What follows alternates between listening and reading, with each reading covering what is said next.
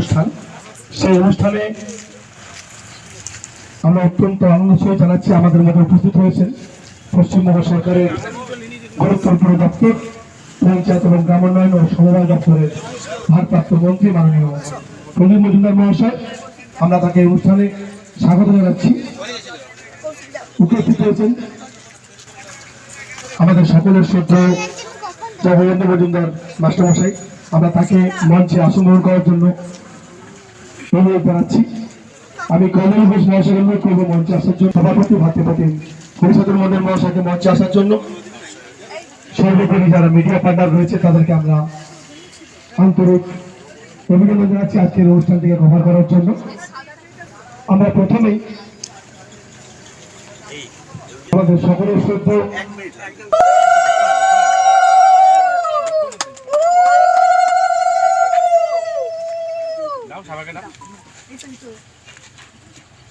কলম চলে গেল, নিয়ে চলে গেল।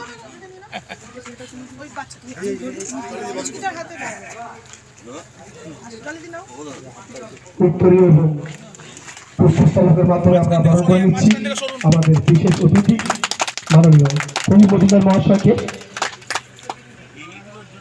আজকের এই দুর্গাপুর পৌর নিগমের বিশেষ উদ্যোগে এবং এই এলাকার অধিবাসী বৃন্দদের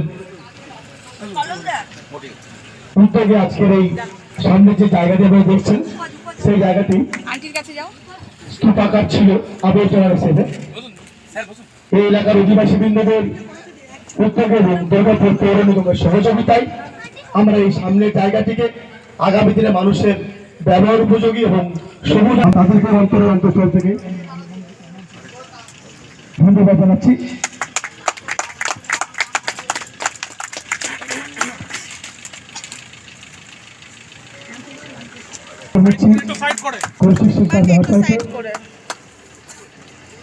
আমরা বরণ করে নেব আমাদের সকলের প্রিয় মাস্টারমশাই মাননীয় আন্টির সঙ্গে যাও দুর্গাপুর পূর্ব আন্টি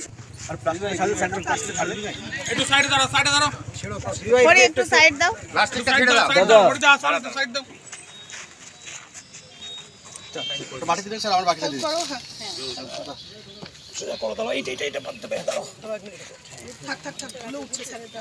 ঠিক আছে,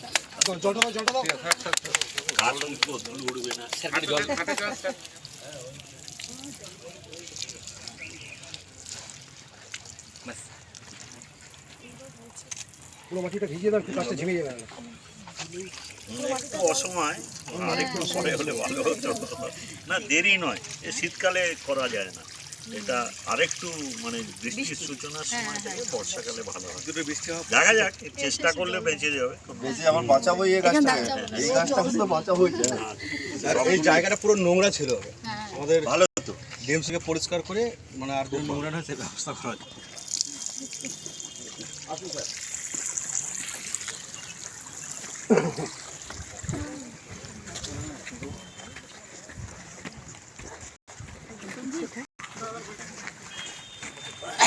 ছোট্ট করে সঞ্জীব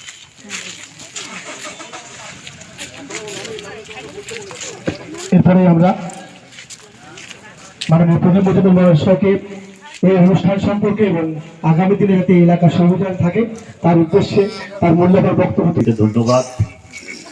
আমি আজকের এই শুভ উদ্যোগ একটু সময়ের আগে হচ্ছে, হয়তো বর্ষাকালে আরো সহজসাধ্য হয়, কিন্তু বৃক্ষরোপণ এত মহৎ কাজ আমাদের যারা সবুজ প্রেমী মানুষ এবং অনেকেই হয়তো বেশি দক্ষ বা আকৃষ্ট হই, সেজন্য বৃক্ষ আমার কাছে বিরাট একটা প্রাপ্তি।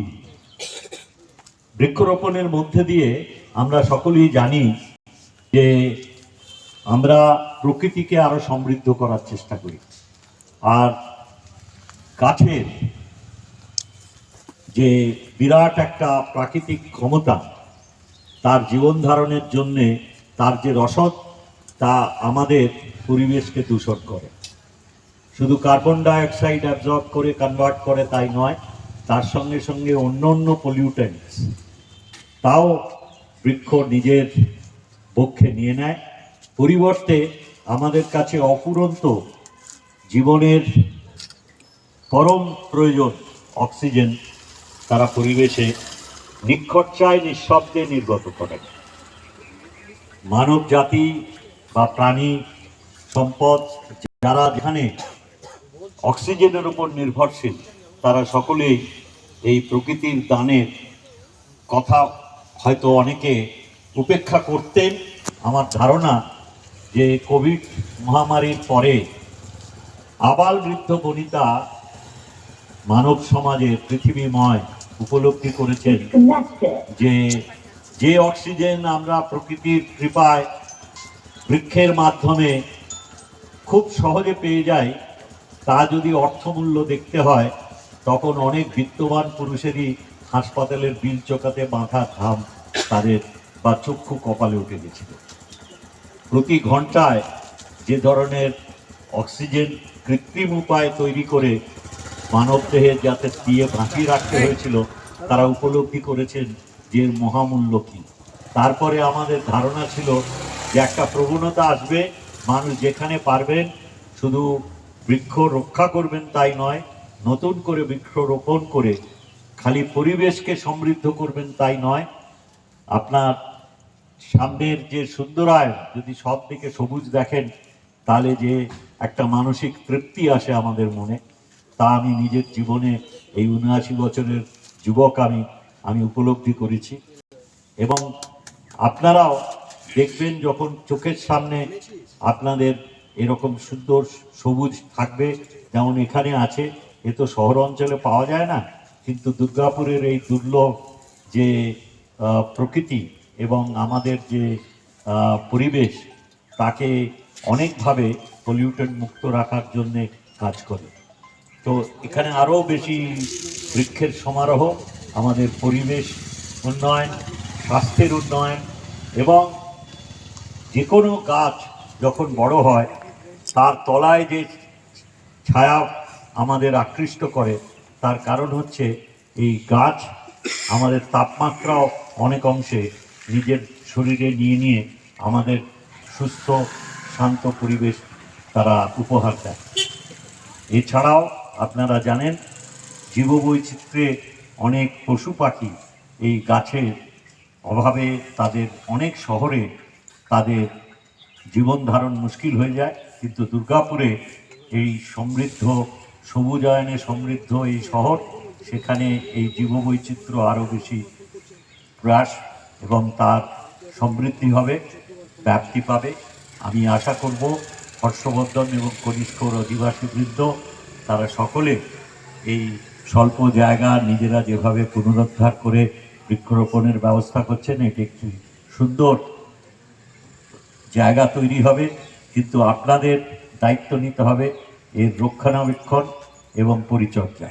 প্রথম দিকে করবেন, পরে এই গাছগুলোর মতনই আপনারা দেখুন না দেখুন, সে কিন্তু তার উপকার আমাদের সমাজকে উপহার নিয়ে যাবে। সকলে ভালো থাকবেন, এই শুভ প্রয়াস আপনাদের, তার জন্য আমার আন্তরিক অভিনন্দন। আজকে একটু দেরি হয়েছে, তার জন্য আমি ক্ষমা প্রার্থী। সকলে ভালো থাকবেন, অন্যদের ভালো রাখায় সহায়তা করবেন। ধন্যবাদ, নমস্কার। থেকে যেটা বৃক্ষরোপণের অভিযান আজকে যে অনুষ্ঠানে অনুষ্ঠিত হলো এবং সেখানে আপনি উপস্থিত হয়েছেন, কি বলবেন, কি জানাবেন? খুব ভালো লাগলো। এখানে হর্ষবর্ধন কনিষ্ঠর সংযোগস্থলে এখানকার অধিবাসীবৃন্দ তারা যে এই শুভ প্রয়াস নিয়েছেন, একটা জায়গা শুনলাম আগে খুবই বর্জ্যে স্তূপীকৃত হয়ে থাকতো, মানুষ খুব বিশদ দৃশ্য ছিল, সেখানে তারা জায়গাটাকে পরিষ্কার করে সেখানে বৃক্ষরোপণের অভিযান চালিয়েছেন আজকে। সেখানে আমি নিজে উপস্থিত থাকতে পেরেছি। সূচনায় আমাকে দিয়ে ওনারা একটা সম্মান দিলেন, কারণ বৃক্ষরোপণ খুব মহৎ কাজ, কারণ এই বৃক্ষের দ্বারা আমাদের পরিবেশ নির্মল থাকে, শুধু কার্বন ডাইঅক্সাইড নয়, অন্য যেসব আমাদের পরিবেশকে দূষণযুক্ত করে তাদের থেকেও মুক্তি মেলে। গাছ নিজের প্রাকৃতিক উপায়ে নিজের জীবন ধারণের জন্যে এইসব পলিউটেন্টসগুলো নিজেরা নিয়ে আমাদের অক্সিজেন উপহার দেন। এছাড়া পরিবেশের একটা সৌন্দর্য বাড়ে, এখানে জীববৈচিত্র্যে পশু পক্ষী তাদের বাঁচার আরও বর্ধিত সুযোগ পান তারা।